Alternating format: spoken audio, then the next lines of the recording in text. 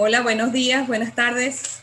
Bienvenidos a CISMA, Movimiento de Cultura Espírita de Venezuela.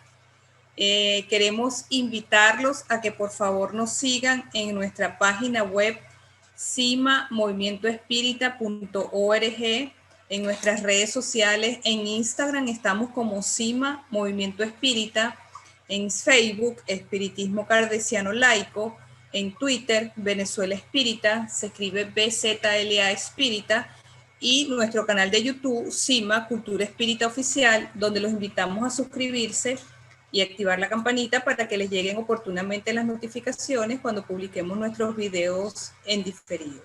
De igual manera, recordamos que las preguntas deben hacerse mediante el chat al finalizar la conferencia para llevar un orden y darles una respuesta oportuna. Con ustedes los dejo con el profesor John Aispurua, director de CISMA, Movimiento de Cultura Espírita de Venezuela. Gracias, Yacira. Queridos amigos, un buen día a todos los que están en este momento en América. Buenas tardes por aquí en Europa. En fin, nuestro saludo afectuoso para todos.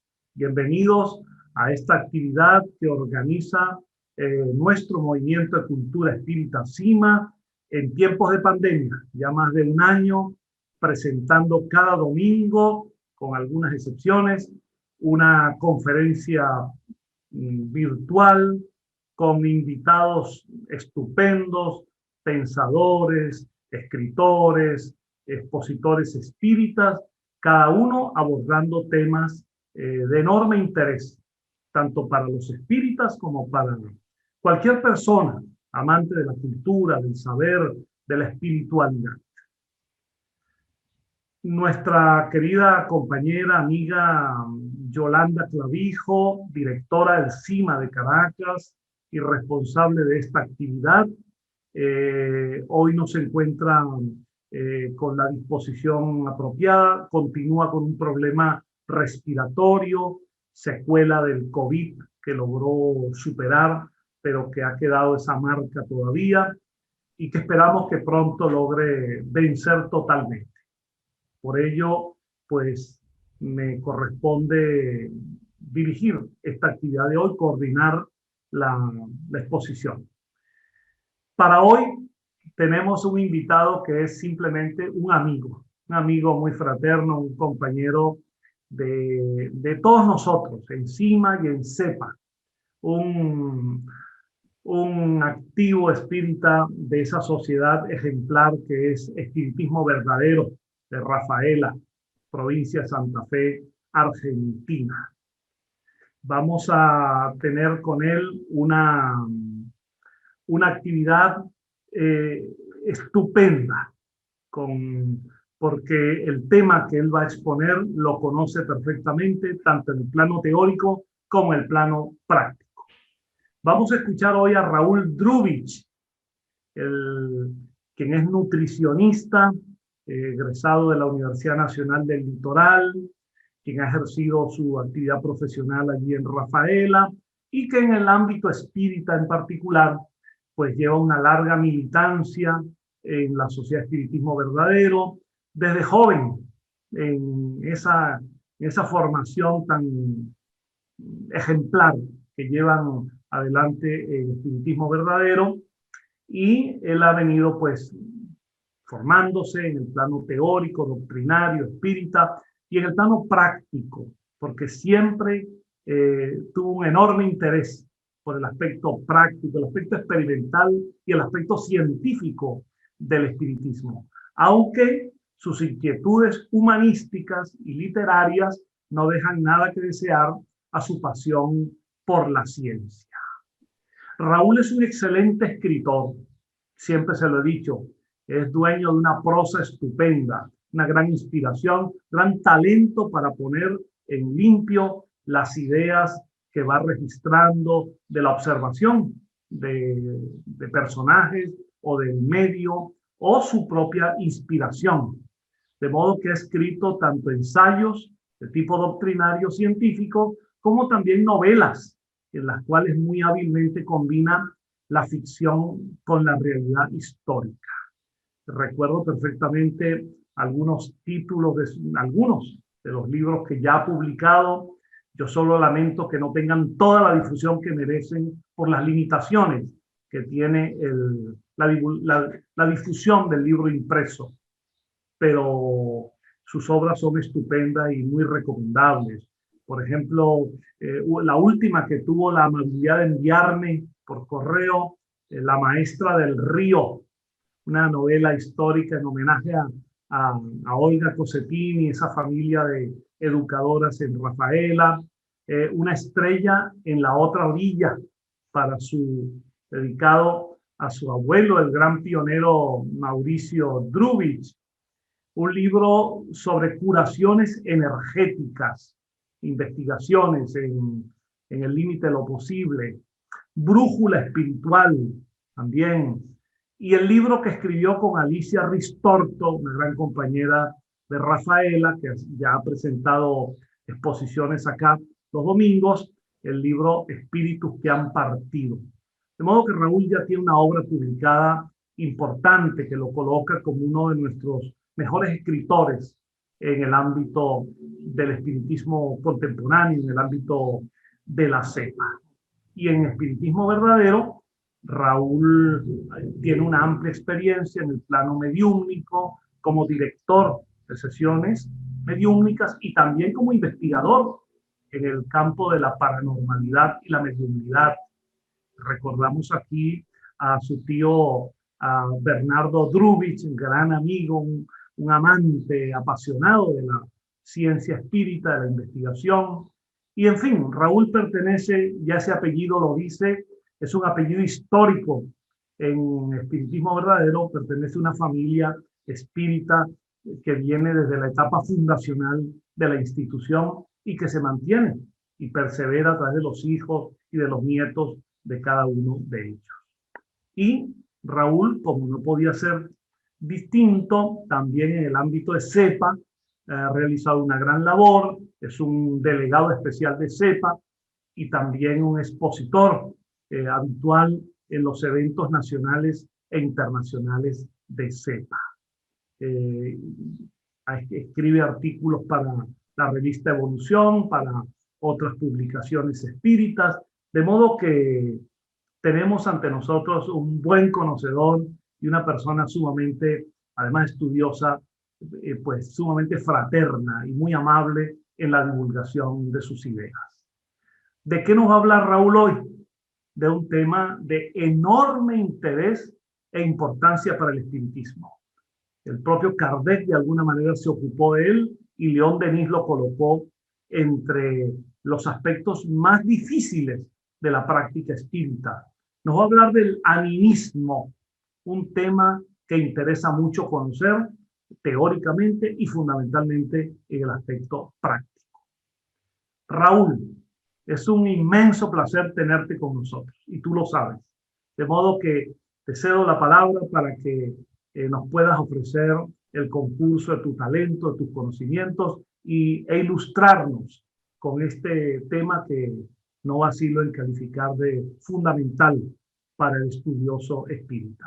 Bienvenido, Raúl, y adelante. Bueno, muchas gracias, John. Muy amable por tu presentación y tus palabras. Para mí un gusto, un placer, como siempre, trabajar en esta familia de CEPA, que para mí es una familia realmente, porque hemos compartido tantos momentos de camaradería, de, no sé, almuerzos, cenas, salidas, conferencias, bueno. Es lo que uno más extraña de todo este momento. Y vamos a ver también con el desarrollo del tema, de qué manera influye esa falta de encuentro en nuestra formación, ¿no? Es algo que va a salir como consecuencia del análisis que haríamos hoy. Bueno, voy a compartir pantalla para comenzar la conferencia. Bueno, como dice John, voy a tener en cuenta el tema del animismo desde dos perspectivas.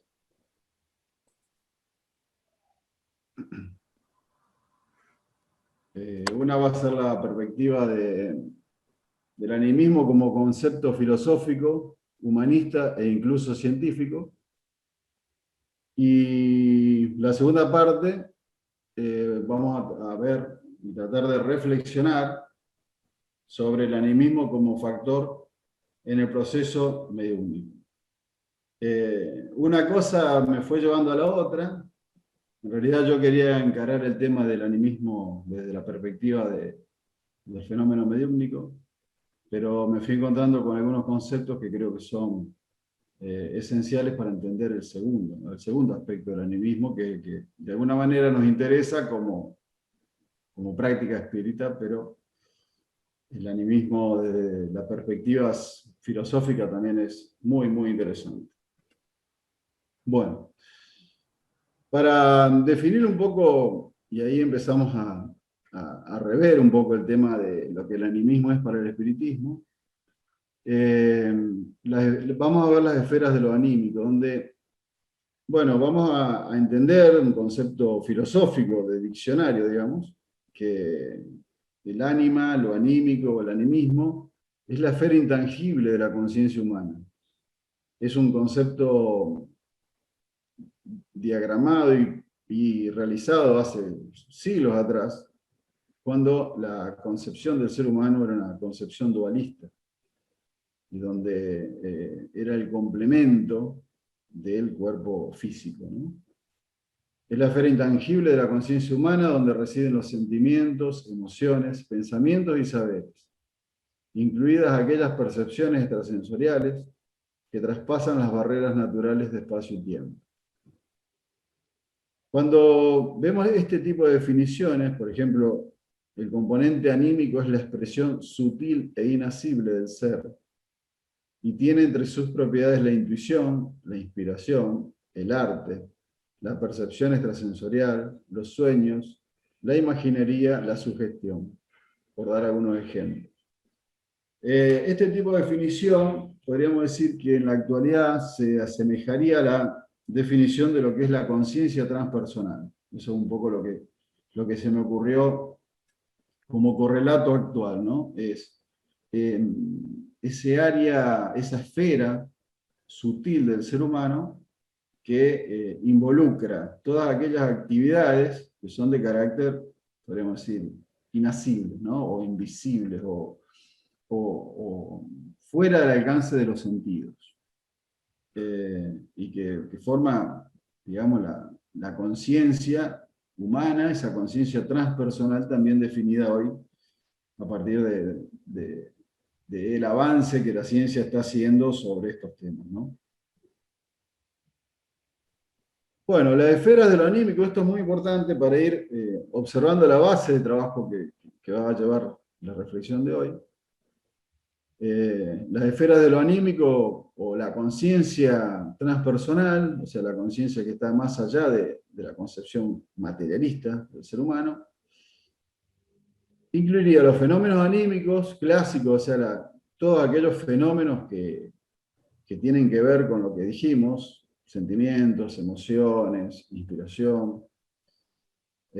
Los fenómenos sí o los fenómenos de percepción extrasensorial que tienen que ver con toda aquella esfera de nuestra conciencia que traspasa lo sensorial y que es capaz de manifestar cierto tipo de percepciones que son consideradas anómalas, pero que en realidad forman parte de otra capa de la conciencia humana, que es la que corresponde a los fenómenos sí. Y otra esfera, que es de lo anímico también, y que es lo que vamos a ver, son los fenómenos mediúmnicos, porque los fenómenos mediúmnicos también responden a esa conciencia transpersonal y están dentro de ese concepto. El fenómeno mediúmnico no es un fenómeno aislado en sí mismo, que es simplemente operado de alguna manera. No, el fenómeno mediúmnico está dado en una esfera de la conciencia que tiene sus particularidades, pero que corresponde a esta totalidad, a este sistema que es el ser humano.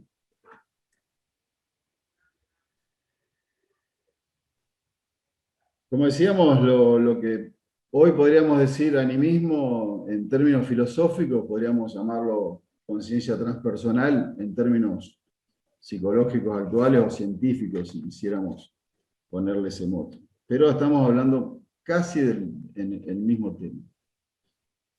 El ser humano holístico es una interesante definición también, obviamente, para tomarla como base de pensamiento, no como una totalidad, pero sí como una forma de ver al ser humano en su visión de conjunto o sistema, donde la biología, la mente, la conciencia o el ánima y la espiritualidad conforman un olón, conforman un sistema donde cada parte es tan importante como el todo, y que el todo es la conformación de cada una de esas partes. Por lo tanto, estamos frente a un sistema indisoluble que no puede ser partido porque funciona como una totalidad. Me parece que el concepto holístico es un concepto muy interesante, muy moderno, y que nos permite entender una multitud de fenómenos. Ya que yo recuerdo, o uno de alguna manera pasó por etapas de fragmentación y de compartimientos en las investigaciones y en los conceptos que teníamos sobre los aspectos mediúmnicos o los aspectos humanos, ¿no? Y es como que formó parte de un paradigma del siglo XX, del mediados del siglo XX hasta el fin del siglo XX, donde podíamos tomar partes de un sistema y estudiarlos por sí mismos. Bueno, hoy creo que hasta la ciencia demuestra que ni siquiera un átomo puede ser visto sin ser influenciado o sacado del conjunto. Y creo que la idea de visión holística es una idea fundamental para aplicar a todos los procesos humanos y espíritas. Y eso es un poco lo que yo creo que es el gran descubrimiento del siglo XXI, ¿no?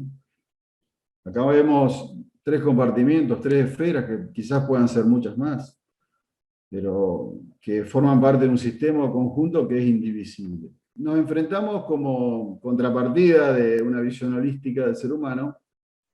Nos encontramos con un formato reduccionista científico, basado sobre todo en un modelo materialista, reduccionista, biologicista del ser humano, que es ampliamente difundido culturalmente y aceptado culturalmente en el siglo XXI. No así, creo yo, en el siglo XX, donde el idealismo, por lo menos al menos, trababa o trataba de ejecutar una contrapartida contra esta idea, ¿no? Pero es como que está sembrado y aceptado una idea muy biologicista del ser humano. Muy podríamos decir, es como que hizo un rulo el materialismo científico y vuelve otra vez a tocarnos con fuerza, con mucha literatura y mucha difusión mediática de lo que, bueno, neurotransmisores, células, genética, todo lo que más o menos ya sabemos, y que los que estudiamos esto hace muchos años que lo estamos viendo, ¿no? El cientificismo moderno o de este siglo directamente no tiene en cuenta lo anímico, las cuestiones de conciencia, las cuestiones intangibles, menos lo espiritual, aunque a veces le da cierto lugar a lo espiritual porque lo considera tan lejano y tan abstracto que no lo incomoda, pero está basando básicamente las concepciones de un ser humano desde la biología, ¿no? Y un poco dejando de lado una multitud de fenómenos de conciencia que, bueno, la ciencia no puede explicar, y como no los puede explicar directamente, o los ridiculiza, o los ignora, o lo toma como una fantasía, o como que la conciencia es simplemente una construcción de las células,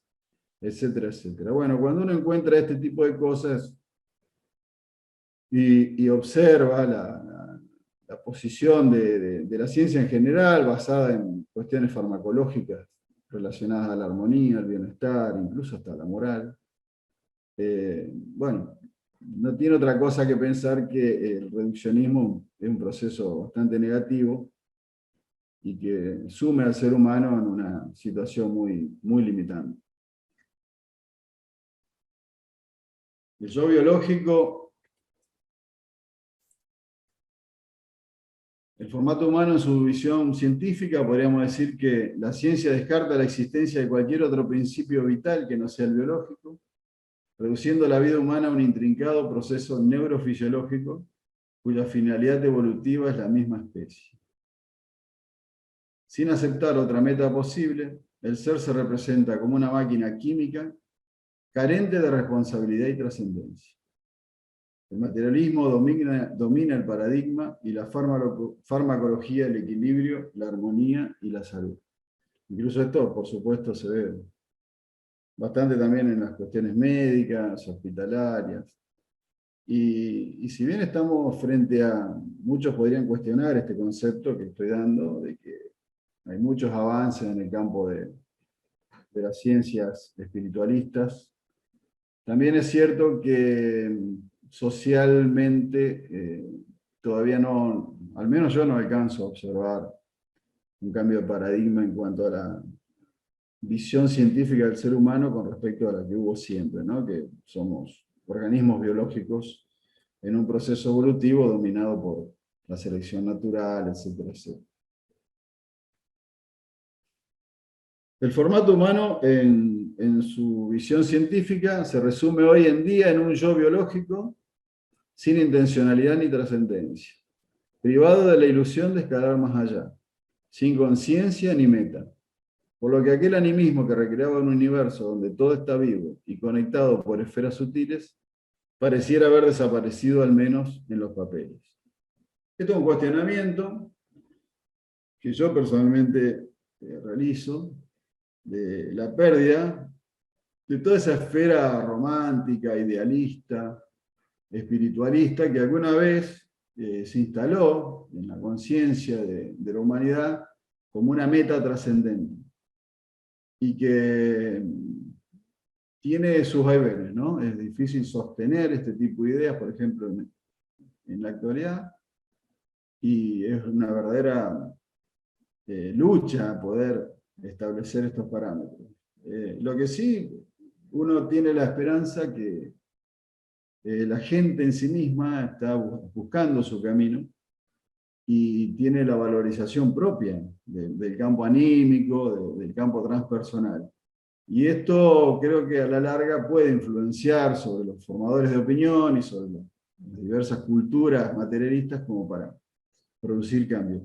Incluso quizás este tipo de pandemia, este tipo de situaciones críticas que vive la humanidad en este momento, ayude a promover una nueva visión del ser humano que es tan imprescindible para lograr el cambio planetario. La idea es retornar al alma, ¿no? Retornar a la concepción espiritualista, animista, porque nos debemos eso.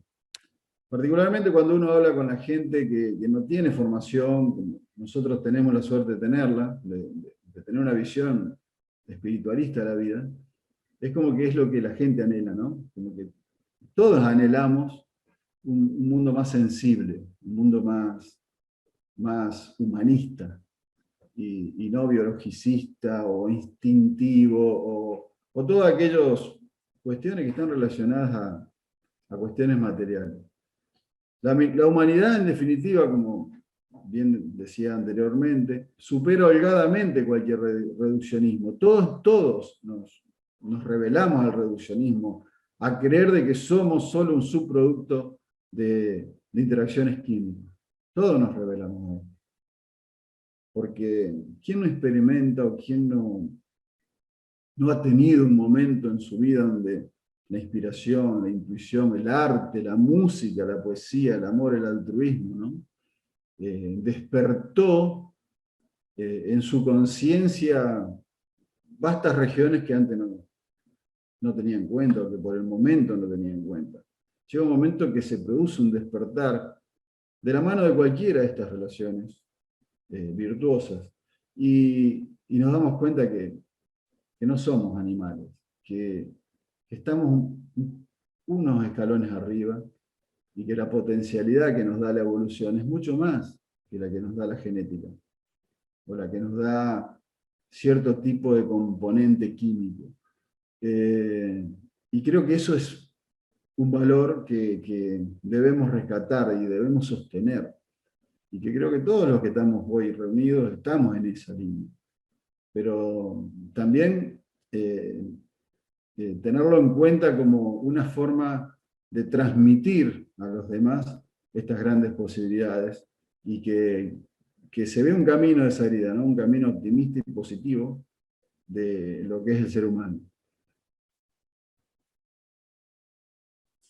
El animismo que nos debemos, yo creo que tiene que ver, y estuve escuchando la charla de Ciro y la charla de Gustavo Molfino, tiene que ver con un retorno a la subjetividad, que en cierta manera la ciencia lo está planteando tibiamente, pero que creo que es algo que puede darse en el futuro, ¿no? La vuelta a la subjetividad, a la experimentación propia, al desarrollo de conciencia, a la felicidad de hacer las cosas bien, a la alegría de servir, todos esos valores abstractos que son del campo anímico, el sentimiento de bien, la emoción positiva, bueno, todos esos canales anímicos, incluso transpersonales, que alimentan la vida, es a lo que nos debemos. Porque la pregunta es si el animismo, o sea, la vida anímica, intangible, sutil, el desarrollo de todas estas cosas, el arte, la música, la virtuosidad, no hace de por sí la vida más bella, más amable, más amorosa. Si acá hay instante material que lo tenemos, todos los tenemos, del cual no podemos escapar porque somos seres encarnados, seres vivos, agregamos las inmensas categorías de lo intangible. ¿No nos encontraríamos menos solos, menos enfermos, menos desanimados? Esa es un poco la pregunta que dejo para todos nosotros, ¿no? El animismo propuesto implica la consideración de una multitud de fenómenos humanos relacionados a la subjetividad, que demandan de una atención y una comprensión diferente a la científica o médica, e incluso psicológica, que de verdad los ignoran o los niegan, y que se relacionan entre ellos y buscan un espacio humano, a través de las disciplinas y filosofías orientales, por ejemplo, el budismo, el taoísmo, el hinduismo, de las creencias y prácticas esotéricas y tribales occidentales, el chamanismo, el tribalismo, o de prácticas artísticas, música, plástica, literatura, que muestran y demuestran concretamente la existencia de un animismo holístico, de enormes recursos para el ser humano que los conoce en profundidad. El domingo pasado, Ciro Pirondi decía que, en su opinión, la poesía definía mejor al ser humano que la ciencia. Hay una coincidencia con esta charla que ya estaba preparada, antes que yo escuche la charla de él, que la escuché en estos días, y me llamó la atención porque es como que él plantea la existencia de un proceso de sensibilización del ser humano hacia esferas antes consideradas subjetivas, desvalorizadas, fantasiosas, y que hoy podrían llegar a ser quizá el punto de partida de una humanidad distinta. Y esto no es poco. En esta esfera anímica es donde situamos una inmensa variedad de fenómenos paranormales que en realidad implican movimientos normales de ciertas capas profundas de la mente, la conciencia transpersonal, activada por diversas causas en el devenir de la existencia. Es decir, a partir del reconocimiento, la valoración y el entendimiento de la esfera anímica del ser humano, podremos llegar a comprender de qué manera hay una multitud de fenómenos, entre ellos los fenómenos de conciencia normal, los fenómenos de conciencia paranormal o transpersonal, y los fenómenos de la espiritualidad que tienen cabida, y que no forman parte de una subjetividad absurda o ridícula o esotérica, sino que forman parte del ser humano. O sea, a partir de de esa comprensión vamos a valorar todos esos procesos.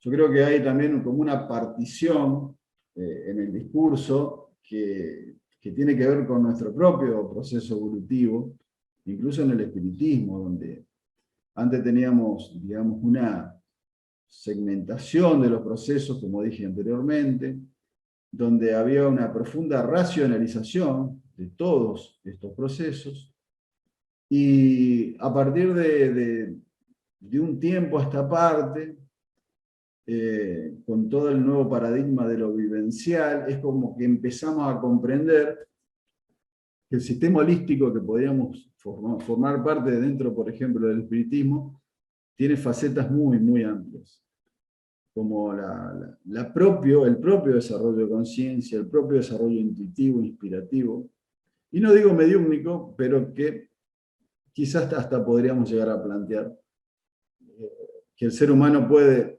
devenir en todos esos procesos en un desarrollo consciente. Creo que esto también lo dijo Ciro, que la inspiración, el arte, o la literatura, o podríamos decir incluso hasta la mediunidad no es privativo de ciertas personas, sino que es un proceso de desarrollo, con lo que también coincido, es una cuestión de desarrollar voluntariamente cualquier proceso de carácter anímico y poder lograr expandir su potencialidad.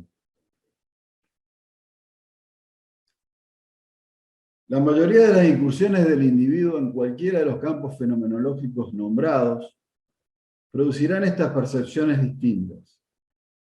En el arte, en la música, en la meditación trascendental, en un trabajo de relajación o de trabajo grupal, de una sesión mediúmnica. Cualquiera de estas incursiones producirá percepciones distintas. Alejarse sensorialmente de las cosas o las personas y percibirlas desde otra dimensión de la existencia. Esto es la sensibilidad, el proceso de sensibilización. ¿Qué es la dimensión anímica, la del alma?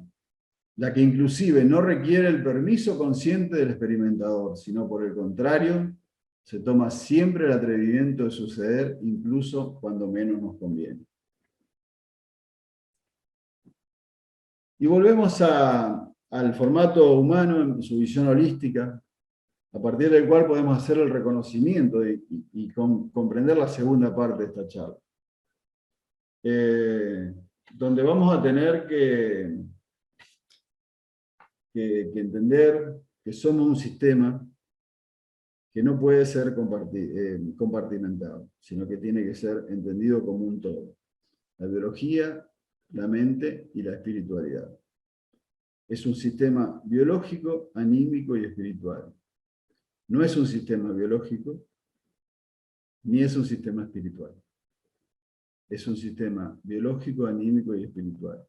A mí en cierta manera, me hace acordar a cuerpo, periespíritu y espíritu, ¿no? Es como parecido a la terminología kardeciana, pero visto desde otra manera, donde la mente transpersonal podría ser el periespíritu, porque tiene restos de vidas anteriores, de experiencia en vidas anteriores, tiene restos en procesos de gestaciones, tiene restos de influencias espirituales, del espíritu mismo, y puede ser una forma distinta de expresar esa trilogía kardeciana que tanto debatimos, tantos años debatimos, y que hoy puede ser vista de esta manera. Pero la trilogía kardeciana, como esta trilogía, biología, mente y espiritualidad, tiene que ser comprendida desde la visión holística, no compartimentada. Y eso quizás este punto filosófico que es cúlmine en nuestro entendimiento de las cosas. Vamos a ver un poquito el tema animismo y mediunidad, a ver en qué nos compete este tema, justamente en los fenómenos mediúmnicos. Sobre el campo anímico o mental, vastísimo y justificado complejo evolutivo, ya de por sí todo esto es un complejo evolutivo, aparece el más allá, el espíritu, esa abstracción incognoscible para la ciencia moderna, y para nosotros, los espíritas, un universo paralelo repleto de conocimientos y revelaciones. O sea, desde el punto de vista del entendimiento del ser humano, podríamos tomar simplemente lo biológico y lo anímico, ya como un campo vastísimo. Pero nosotros sabemos que existe el espíritu, y que ese espíritu existe como ser encarnado en nuestra propia vivencia, o también como ser desencarnado en su universo espiritual. Entonces, ¿cómo entra dentro de este modelo el reconocimiento de la existencia del espíritu? Siendo el ser humano un complejo biológico, anímico y espiritual que evoluciona en parte y en todo, también podríamos revisar el concepto de jerarquías. Arriba, al medio y abajo tendrían un orden de importancia relativo. No todo lo que viene de arriba, de una fuente invisible y etérea, es sabio e incuestionable. Esto un poco deriva del concepto holístico, es decir, cuando nosotros planteamos un ser humano donde se conforma un sistema evolutivo entre tres esferas que fueran la biológica, la mental y la espiritual, estamos viendo que cada parte forma parte del todo, y que siendo indivisibles en el proceso de la vida, no tienen por qué establecer cierta jerarquía. Esto también es, creo yo, un concepto del siglo XX, absolutamente natural, de alguna manera, cuando se consideraba estratificado el producto de la vida.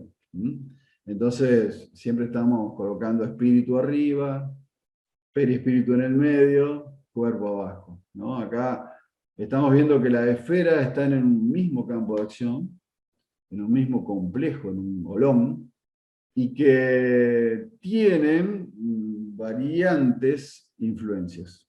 En algunos casos con una influencia muy significativa de lo biológico, en otras vidas con una influencia muy significativa de lo anímico, y en otras con una influencia muy significativa de lo espiritual. Es decir, cualquiera de estas esferas va a aportarle al todo su característica, su preponderancia relativa, y va a conformar ese proceso evolutivo. Entonces, dentro de esa concepción holística, también podemos cuestionarnos las ubicaciones espaciales o jerárquicas que habitualmente le otorgamos a la espiritualidad como algo superior, a la conciencia como algo intermedio, y al cuerpo, a lo biológico, como algo inferior. Esto es muy importante porque ahora vamos a ver de qué manera la modificación de esta visión va a modificar el proceso de comunicación mediúmnica. Por eso yo acá trato de proponer que no todo lo que viene de arriba, con ese concepto que teníamos anteriormente segmentado o estratificado de la espiritualidad, o de una fuente invisible o etérea, que sería el espíritu comunicante, es sabio e incuestionable. El ser anímico intermediario, medio, o cualquiera de nosotros que está logrando algún tipo de percepción de un espíritu, es indisoluble del proceso, y su incidencia puede ser rediseñada. No por el solo hecho de estar abajo, contamina. Esto un poco me llegó un poco una visión de antípoda con la propuesta biologicista de la ciencia, donde porque lo biológico es lo más conocido, lo más valorado, lo demás pierde valor, ¿no? Todo lo demás es fantasía, ilusión, no tiene ninguna posibilidad de ser considerado como algo serio. Desde el punto de vista de lo espiritual debemos pensar de la misma manera, no porque lo espiritual sería el proceso ascendente, o el proceso de iluminación, o el proceso de aprendizaje, lo demás pierde valor. Por eso digo, no todo lo de arriba, o lo que consideramos de arriba, es perfecto, inmaculado e incuestionable.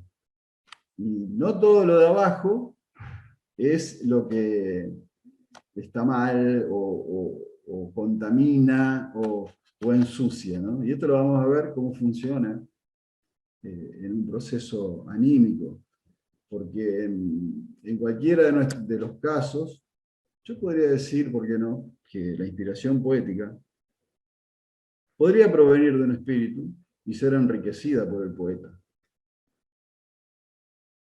Y desde esa perspectiva, lo de abajo no contamina, sino que amplía y mejora y traduce en palabras humanas la belleza, la estética o la emoción o el sentimiento de lo espiritual.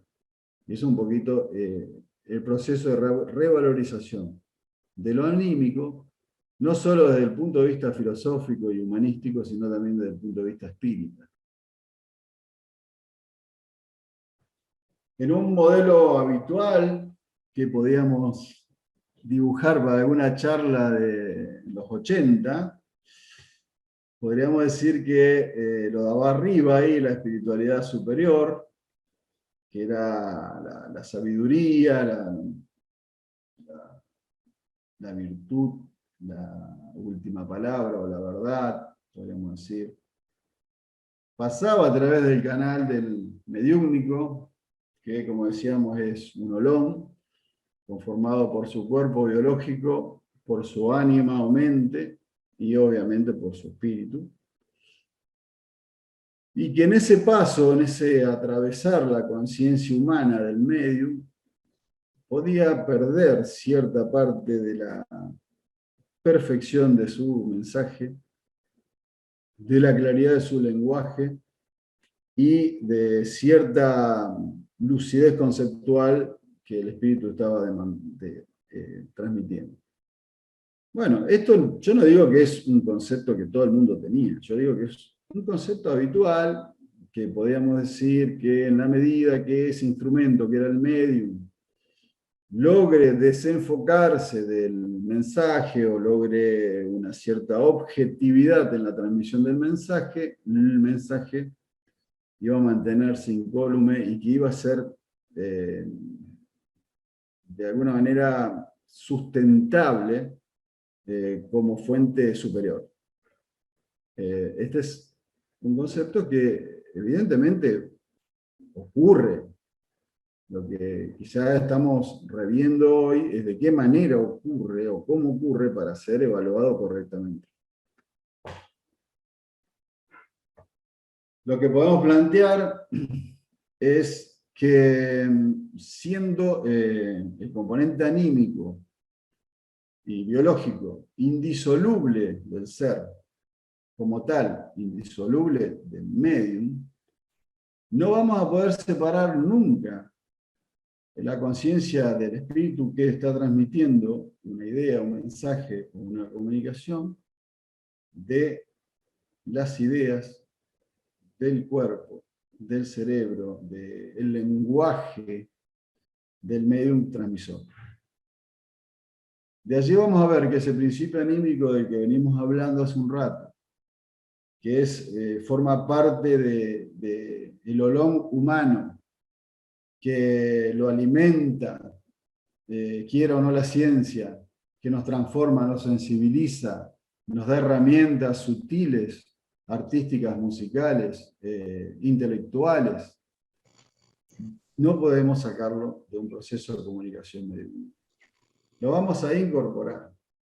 Y para incorporarlo, lo vamos a incorporar con una mirada o con una idealización positiva del proceso anímico, que es el que estamos tratando de plantear.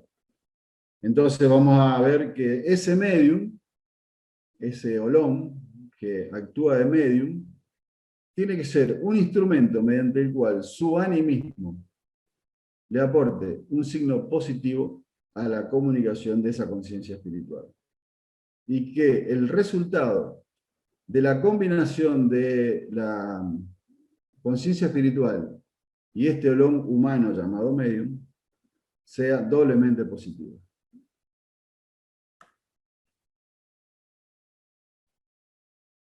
Obviamente que no es motivo de esta charla dar cuáles serían las las formas en que esto ocurra. Yo creo que cada uno de ustedes, y muchos de ustedes, tienen mucha experiencia mediúnica y en trabajos mediúnicos, y hay medios presentes en esta charla que pueden entender de lo que estoy hablando y de cómo se puede lograr, ¿no? Yo creo que es como cualquier otra cosa. Es decir, cuando una persona tiene un cuerpo entrenado, su rendimiento atlético va a ser óptimo. Cuando una persona ha estudiado muchísimo, sus clases serán excelentes. Yo creo que cuando un medium ha desarrollado un proceso integral de desarrollo personal, desde todas las perspectivas físicas, intelectuales, morales y de sensibilidad, obviamente que su aporte anímico al proceso comunicativo va a ser muy positivo. A tal punto que si nosotros consideramos que no todo lo de arriba es lo perfecto o lo verdadero, y que no todo lo de abajo es lo contaminante, bien podríamos pensar que la capacidad anímica de un medium desarrollado correctamente en todos estos valores puede dar por sí mismo mensajes extraordinarios. De la misma manera que un poeta o un escritor escribe versos o prosas muy superiores a los que tal vez hubiese recibido por dictado. Porque no todo lo de arriba es superior, ni todo lo de abajo contamina, sino que es una conjunción. Y eso es un concepto muy importante para tener en cuenta para las sesiones espíritas. Y bueno, un poquito para concluir, quiero agregar este pequeño gráfico, que es un gráfico holístico,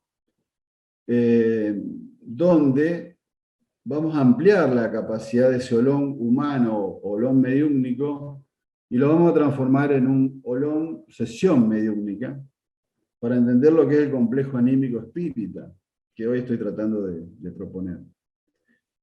Vamos a observar que todo el grupo de sesión mediúmnica o el grupo de centro espírita se va a conformar también como un complejo que va a tener sus características y que va a influenciar de manera decisiva a la comunicación. Por lo tanto, a lo que teníamos como biología y mente mediúmnica, le vamos a agregar la de los asistentes. ¿Y cómo se agrega lo de los asistentes en este proceso de comunicación? El grupo de trabajo es un complejo anímico en una sesión espírita y condiciona la comunicación por sus gustos, objetivos, afinidades e intereses. Y esto ya lo dice Kardec hace siglo y medio atrás, ¿no? Es decir, todo lo que nosotros consensuemos como método de trabajo y como objetivo de trabajo va a tomar forma decisiva en tipos de comunicación. El grupo produce sus propios anticuerpos para asegurar el método y a la vez puede ser fuente de sus propias limitaciones. Esto ocurre de la misma manera que en el proceso de mediúmnico o en el medio no ocurre en el grupo. Es decir, el medium puede agregar signos positivos al proceso comunicativo o puede restar. En este caso, el grupo, siendo visto como complejo anímico, va a practicar el mismo fenómeno, es decir, va a agregar elementos positivos a medida que ese grupo desarrolle su sistema de sensibilidad, sus procesos de desarrollo moral, intelectual, etc. Va a agregar signos positivos a los procesos comunicacionales, o a medida que se achate, que se desarmonice, que los consensos no sean los correctos, que haya personalismos que interfieran en la armonía del grupo, probablemente todo eso que viene de arriba, que es superior, reciba contrapartidas muy negativas y se cambie el tono o desaparezcan los tonos de comunicaciones que antes nos agradaban. Y terminan siendo a lo mejor comunicaciones repetitivas, de carácter familiar, y donde nuestras preguntas no son resueltas con la idea que nosotros tenemos de la espiritualidad superior. ¿Por qué? Porque, bueno, los complejos anímicos son inseparables de los trabajos de grupo y son fundamentales. Yo, por ejemplo, pensaba en este caso, lo que nos ocurre a cada uno de nosotros aislados en pandemia, y no formando parte de este complejo anímico espírita, donde asistimos a trabajos, a reuniones, a conferencias, a sesiones mediúnicas, todo eso, ¿cómo nos alimenta? Porque formamos parte de ese complejo, y ese complejo nos alimenta, nos da fuerza, calor, armonía, nos disuade ciertos personalismos, nos ayuda a tener optimismo, alegría. ¿Y cómo nos falta eso, no? En esta época. De no poder vernos, de no sonreírnos, de no debatir un tema. Bueno, ¿cómo nos cuesta? ¿Cómo nos cuesta realmente? Yo siento ese vacío. Siento esa falencia de pertenecer a un cuerpo anímico espírita, a un grupo hermoso que nos alimenta y que, bueno, está hace un año, digamos, separado. Y ahí es donde vemos que realmente podemos plantear este tipo de modelo, ¿no? Somos un modelo anímico, personal, lo es el medium y cada uno de nosotros, y a su vez conformamos un complejo anímico que tiene objetivos propios y consensuados, y que muchas veces esos objetivos y esos consensos van a dar seguridad al trabajo, porque si consensuamos, por ejemplo, que el medium no tiene que pararse o caminar o abrazar a las personas cuando habla y lo hace, estaremos interviniendo para que no se realice. Nos va a dar seguridad a lo que nosotros queremos. Pero si esos consensos son muy rígidos, muy cerrados, quizás pueda limitarnos. Eso es algo que tenemos que analizar. Cada grupo a su manera y cada persona dentro de su comprensión. Todo aquello que coincida con el consenso será bien recibido. Eso es algo normal, es algo que lo vemos habitualmente cuando tenemos videncias o comunicaciones mediúnicas que responden un poco a nuestras inquietudes, son bien recibidos. Pero aquello que no será rechazado. Y esto justamente es un poco lo que yo decía. En cierta manera el método nos da seguridad y en otras nos puede limitar. Como tal, el consenso es positivo y deseable. Es decir, es muy difícil realizar cualquier trabajo de grupo cuando no hay consenso. Es casi imposible. Entonces, el consenso para cualquier trabajo de grupo es positivo y deseable.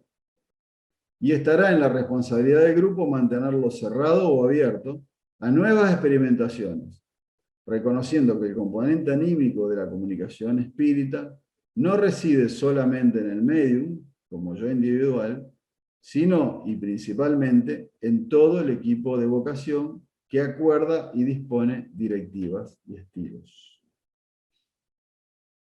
Bueno, para ir terminando, unas conclusiones de todo lo que hablamos, que obvio que yo considero que es un tema complejo en sí mismo, cada uno de los puntos que estamos desarrollando, pero que bueno, son ideas para compartir un domingo. El ser humano es un complejo holístico, cuerpo biológico, ánima o conciencia y espíritu. Es un sistema de partes y totalidades. No puede ser desmembrado porque es una sola cosa, un complejo evolutivo multidimensional. La ciencia reduce a este complejo a lo biológico, descartando los factores anímicos y espirituales. El animismo nutre la vida en los factores trascendentes, las ideas morales, la intuición, la inspiración, el arte, la nobleza, el altruismo, y debe ser revalorizado profundamente. El espiritismo es una doctrina que apunta al desarrollo de conciencia y acompaña este proceso desde su saber y experiencia.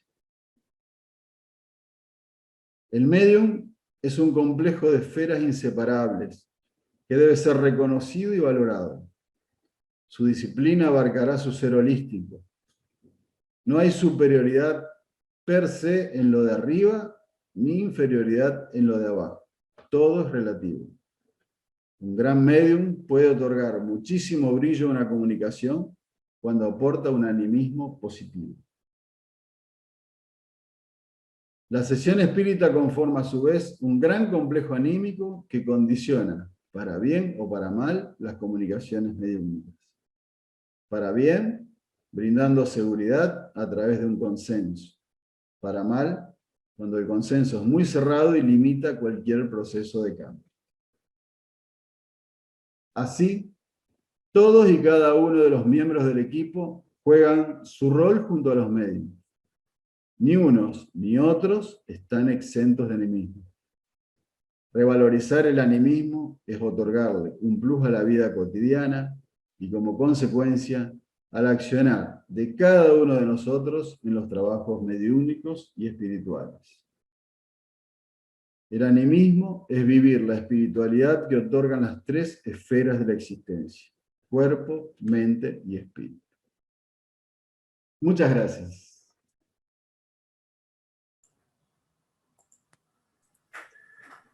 Muchas gracias a ti. Bien, Rolly. Muchísimas gracias a ti, Raúl. Y luego te haremos el aplauso debido. Bueno. Una vez que hayas respondido las preguntas, estoy seguro que ha suscitado esta exposición en la que has tocado un tema clásico del espiritismo, generalmente coincidiendo con lo que los valores fundamentales, pero agregando algunas notas particulares de tu reflexión y de tu experiencia, que constituyen una invitación a pensar, a reflexionar, a investigar, a ir más allá, como debe ser el pensamiento espírita, y no mineralizarse en posiciones eternas. Yo sé, pues te conozco bien desde pequeño, que esa es una de tus grandes inquietudes. Pero muy bien, Raúl. Gracias, John, gracias. Yacirita, vamos a transmitirle a Raúl una por una, vamos con las preguntas. Ya sabes, Raúl, respuestas concretas para que demos cabida a las diversas preguntas. Por supuesto. Tú hoy mismo has dejado establecido que este es un tema complejo y que no pretendes abarcarlo en toda su extensión en esta posición. De modo que respuestas básicas a las preguntas que los amigos que asisten te quieren formular. Correcto. Tenemos una primera pregunta de Guillermo Meléndez. Una pregunta: ¿la sinergia cómo la define en el caso de grupos anímicos espíritas? No entiendo la pregunta, o sea, creo que está relacionado a de qué manera se conforma la sinergia en estos grupos. Yo creo que lo dije, en cierta manera tiene que haber primero consensos fundamentales acerca de lo que se está haciendo, y a partir de eso, bueno, los comportamientos afines, ¿no es cierto? Yo creo que hay muchos ejemplos para dar, ustedes lo pueden saber. Si yo pongo un horario para un determinado trabajo, todos deberíamos cumplirlo. Si no cumplimos un horario, ya es un acuerdo, un primer acuerdo que se cae. En cuanto a cualquier tipo de trabajo mediúnico, todas las pautas deberían ser respetadas. Como así también, digo yo, con esta nueva versión del animismo, también debatir y reflexionar acerca de qué parte del modelo que implementamos puede ser limitante. Eso creo que es una idea. Perfecto. Tenemos una pregunta de Hegel da Silveira. ¿El animismo es el desarrollo de los atributos del espíritu y de sus potencialidades? Sí, correcto. Esa es la forma de entenderlo.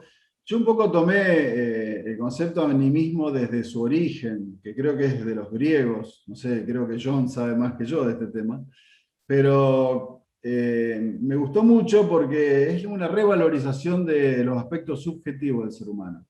Es decir, que todo aquello que pueda plantearse desde la subjetividad tiene que ver con el animismo. Una pregunta de Amorín. Entonces, ¿estamos lidiando con el reparto de responsabilidades? Sí, no cabe duda.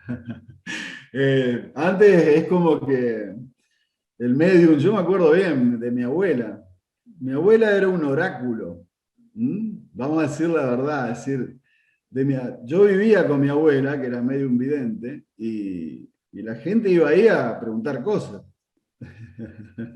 O sea que el medium era un oráculo, tal cual lo estamos diciendo. En cambio ahora, o sea, estamos considerando al medium como parte de un sistema.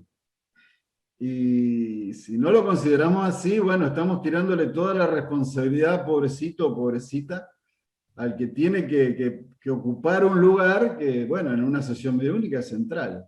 Ahora, si repartimos las cargas, obviamente que todos vamos a estar en otro nivel jerárquico. Tenemos una pregunta de David Santamaría. Una conferencia que da que pensar. Muchas gracias, señor Dubrich. ¿Cuál sería la diferencia, entre ánima y espíritu? En lo que yo pude investigar, el ánima estaría relacionado con la conciencia encarnada. Y el espíritu sería una esfera superior al ánima. Pero son terminologías, ¿no? Es decir, se puede debatir ese tema. Me gusta el término animismo para hablar a aquellas personas que no consideran al espíritu libre, digamos, ¿no? El término animismo sería la cuestión espiritual desde el punto de vista humano. Y el término espíritu sería la cuestión espiritual ya de la esfera espiritual. No sé si se entiende. Incluso la diferenciación entre alma y espíritu está hecha por Kardec y siempre se torna en lo mismo. Es difícil distinguir una cosa de la otra, porque vuelvo a lo mismo, no hay que compartimentar. Hay que ver las cuestiones como un todo, como un olón. Compartimentar es parte del siglo XX. Sí. No tengo más preguntas. No sé si el profesor John tendrá alguna por allí. No, Yacira, pero creo que tiene muchísimas felicitaciones. Así es. Muchos mensajes. Por aquí veo desde Argentina, por supuesto, algunos compañeros de Rafaela, Gustavo Molfino y Mario Molfino, creo que Virginia Cunzoni también, y Daniel de Guatemala, muchos amigos, por supuesto, Alcione, otros amigos de Brasil, Ramón Souto y otros amigos de España. En fin, lo que yo he visto por aquí, Raúl, es que ha gustado mucho la exposición y la has colocado en el sitio exacto de tu propósito, que es invitar a pensar y a estudiar mucho más un tema que de por sí es complejo. Kardec dejó una buena base, pero es todo un tema para desenvolver y desarrollar, sobre todo a la luz de los nuevos avances en los conocimientos científicos, de la propia psicología transpersonal, como tú lo has dicho. De modo que también de Colombia Peter Rueda, creo que alguien de Maldonado, Uruguay. En fin, Raúl, tú después podrás, Yacira te va a enviar todos los mensajes de felicitación. Así es. Por nuestra parte, imagínate, inmensamente complacidos de que hoy hayas dejado muy en alto. Tienes, como yo digo a veces con los amigos de Argentina, tienen una camiseta que hay que cuidarla mucho. Hay que sudar la camiseta, como se dice en el lenguaje del fútbol, y ustedes los argentinos tienen una camiseta histórica muy importante. Raúl, si quieres algunos comentarios finales, tienes la palabra. No, yo es un poco quiero repetir lo que dije, que uno lo siente cuando está de alguna manera preparando una conferencia o reflexionando un tema, como a uno le falta el grupo, ¿no? Es un poco, uno siente la soledad de la falta de los compañeros a mano. Pero bueno, ya pasará. Muy bien, Raúl. Entonces, Yacira, aquí abres por favor micrófonos, videos de todos para que le demos un merecido aplauso a Raúl y luego pueden quedarse todos los amigos que deseen para conversar con Raúl. Un gran aplauso, Raúl. Gracias a todos. Bien, Raúl, excelente, buenísima la charla. Gracias, Raúl. Buena, Rolly. Vamos. Buena. Bien, Rolly. Estamos acá. Hola, María Cristina. Qué alegría verlos. John, qué gusto verte, John. Igual, Mario, igual. Gustazo, qué bueno. Encantadísimo. Bueno, ya has visto a ese, Hola. a ese Drubi, de los jóvenes Drubi, Sí, como deja muy en alto el nombre de la historia Drubich y de la historia de espiritismo verdadero. como siempre, Raúl, un placer escucharlo, Raúl, siempre algunas ideas innovadoras.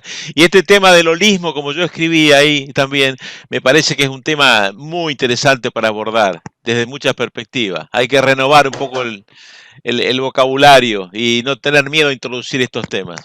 Gracias, Raúl. Así es, Mario, así es. Mario, esperamos pronto escucharte aquí en una conferencia. ¿Cómo no? ¿Cómo no? Me están robando los temas, la poesía. Ciro habló de poesía, yo tendría que hablar de poesía. Ya vamos a encontrar algún tema, el lenguaje.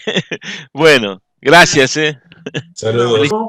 Tenemos un expositor de lo que yo llamo el Dream Team de CEPA, el Dream Team del espiritismo.